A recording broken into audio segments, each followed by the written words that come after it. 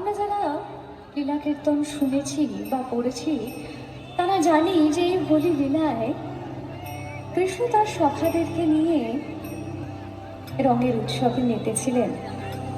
কিন্তু সেখানে রাধারানী এই আনন্দ দেখে একটু দুঃখী হয়েছিলেন। কেন দুঃখী হয়েছিলেন?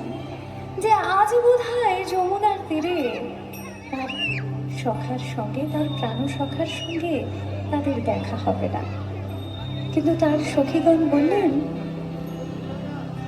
যে সই আজ না হয় আমরা তোর প্রাণনাথের সঙ্গে একত্রে একসাথে আজ এই হোলি লীলায় মাতব, তাহলে তো আজ আমাদের আনন্দ পরিপূর্ণ হবে। আর তাই তারা রঙের খেলায় মেতে উঠলেন।